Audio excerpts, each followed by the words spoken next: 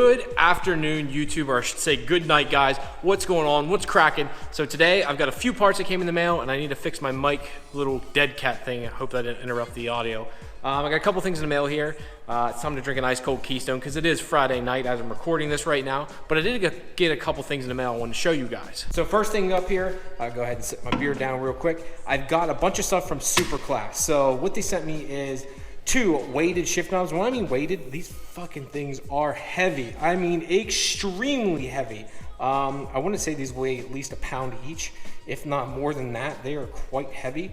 And then they sent me this nice plate that actually goes inside the MR2 and replaces the stock one. I'm going to show you that here in a minute. My boot and stuff's all ripped and the plastic surround is all destroyed on mine. So this is really going to come in handy. And they also sent these little key tags. They're metal too, and they're engraved with the midship logo / icon looking thing. Dude, these are cool, super cool. And comes with instructions. The only thing to really say is these guys here, if you buy one of these surrounds, do not tighten down these bolts any more than they already are. They're hand tightened down. If you do any more, you'll break the plastic on the back. Yes, you can take this off if you want to replace this shift boot, but don't go ahead and crank them down if you think they're loose. They're not. They're tight enough. Don't screw with it. That's pretty much the only thing it says here in the back. Don't mess with it any more than it already is. It's tight enough.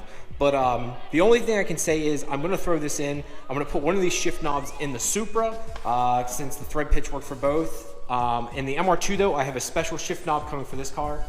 So it's nothing against Supra Class. I've already spoke to them about it, but I'm working with Racing on a special shift knob that's specific for the MR2 here that I'm pretty excited about. This is a very, very expensive shift knob, and it's very highly made. It's got all the bells and whistles. So I'm gonna start rambling on here. I'm gonna switch over to my Nikon now because this doesn't do low light very well, and it's not exactly bright in here. So I'm gonna switch over to that camera and show you guys how to install this and what you gotta do to remove the old one. All right, guys, so first thing we're gonna do here is take off the shift knob. I'm just gonna spin off the stock one here. One thing I wanna make clear also, this new shifter surround only works with the 93 plus shifter, so the 93 to 99 stock shifter on an MR2. The early model shifter is apparently getting away of the way the surround set up on this, so you have to use a late model shifter. Luckily for me, my car is a 93, so I don't have to do anything. So next thing up, I'm just gonna pull up on this, and look how big the boot is. This is one thing I laughed at. Look how big the stock boot is on this car. I always thought this was a bit funny. It's a little much if you ask me, but whatever. That's just how Toyota made it. Next is pulling up on it, and this part sucks because you feel like you're gonna break it every single time. There's no good way of doing it, and if you do it right, you won't break any of the clips. I still have all the stock clips, but the last owner apparently liked to get the glue stuff, and he glued this one down. Now, the new one you get has all the factory clips, and it's all brand new. So all you gotta do is slip it down in, line everything up, clip the first 2,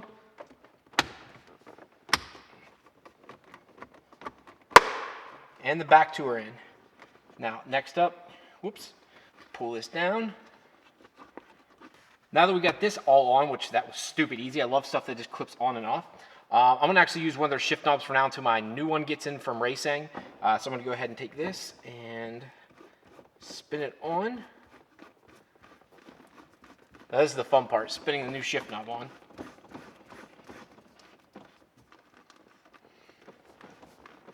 And that's it, guys. It's in now. I got the weighted shift knob on and fits in pretty seamlessly. That was pretty simple, pretty easy to do. So yeah, I mean, it doesn't get much easier than that, but just want to show you guys installing it, and I think it looks cool. I don't know, I really like it. I think it looks good. I think the biggest thing is I'm just gonna be happy I'll be able to drive this hopefully by next weekend. Like I said, Wilhelm Raceworks has finally got all the parts done for the tension rods. So that's got me super excited right now. I'm happy that I'll be able to drive it, get it down the ground. I still need to test the brakes on a little bit more to make sure they're not leaking. So I'll go out and really get like a test drive in the car finally. Go out and see how they work, adjust the tension rods, and then take it for an alignment. I guess I don't want to take it for alignment yet, but I want to drive and get some testing on it. I need to get coilovers on it yet. I have custom top hats coming from Wilhelm that'll go on the coilovers to allow me to not run a spacer in the front. If you guys know, I'm running pretty aggressive wheel fitment the whole way around, 17x9 plus 22, Raise Engineering 57 CR wheels.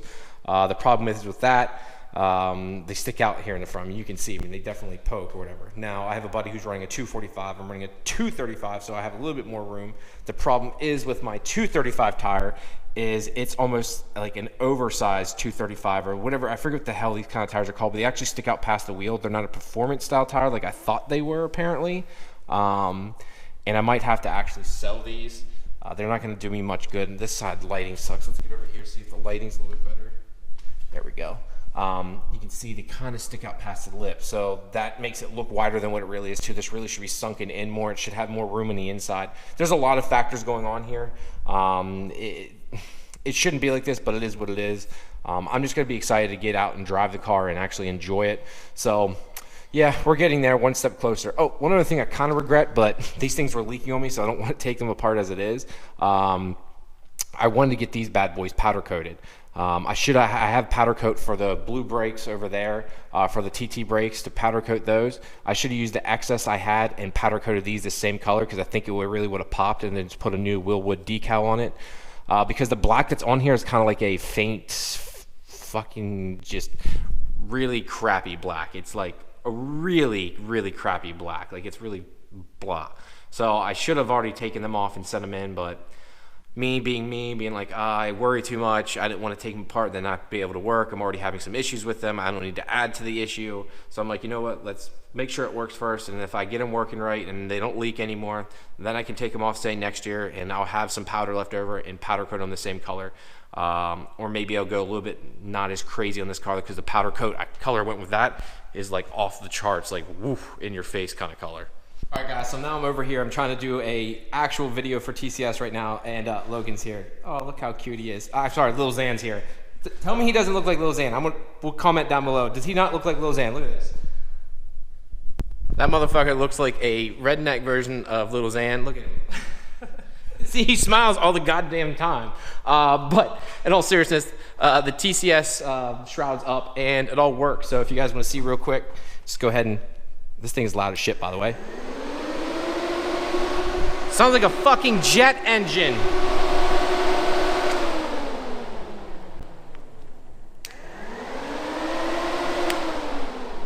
So it's set up on a switch. If you would have a standalone, you could wire it in so it could be off a temperature switch, or technically I could do it off the stock ECU also. But working it off a switch works pretty freaking easily. Personally, I'm probably gonna mount it in the trunk for right now, just because I don't want it inside the car. It does have enough wiring to do so. I just don't know where I'd put it, and I don't want to drill into anything. So I'm going to keep messing with this here and then finish out the rest of the day. All right, so I got a little bit extra time here. I'm going to go ahead and hit the garage door here. We're going to take Logan for a little drive here and see if I can scare the shit out of him with the car. The fifth gear in the car is a little right now. So I'm going to go ahead and give it a try. Hopefully it's okay. Got to double tap because of Supra hood life. But yeah, we're gonna turn the car on and go for a drive. Hopefully everything works okay, and hopefully we have some fun.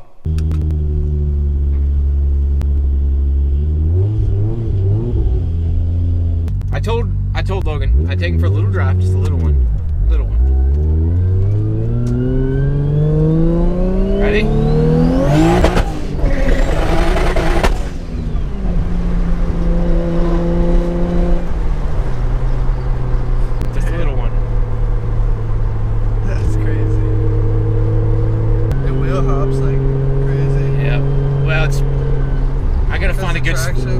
Yeah, well, no, I got it turned off even.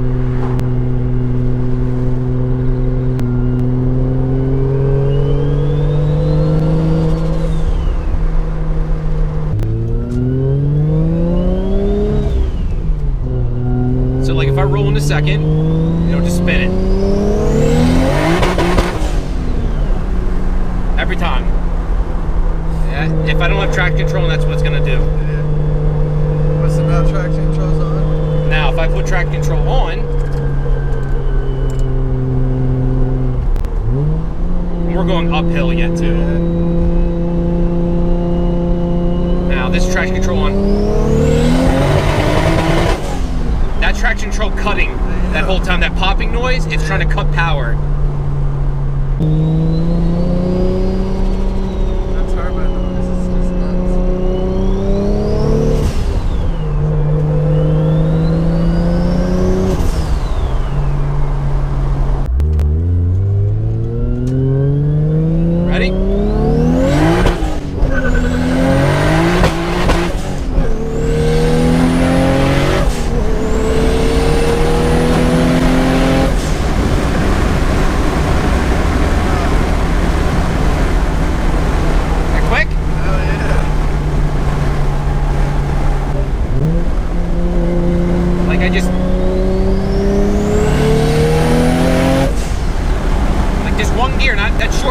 make it to, it redlines at 7,200, but I'm hitting 22 pounds of boost. Like, it's supposed to be stopping at 18. It's so cold, the air is so condensed, the wastegate can't keep up, and it just kind of fucks me, sadly.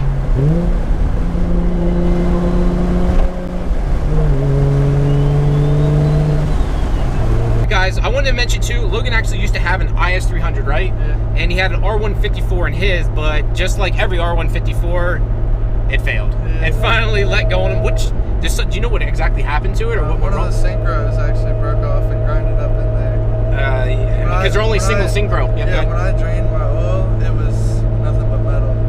Ouch. It messed every gear up in it, just because one synchro. And see, that's rough, man. I mean, because you don't know, that could happen to any of us. Like, I've been really hard on my transmission, but if I misshift a gear, I mean, that's it. You only have one synchro in the R154 unless you have a late model. And all it takes is one misshift and you're done. That's it. You got to replace it. So that shit that does suck. But how do you feel about the drive so far? I mean, it's awesome. It's quick. I mean, it's fun. It's not stupid fast. It's not 1,000 horsepower, but it's quick enough. Definitely my first ride in a Supra. Goes aside from my soul.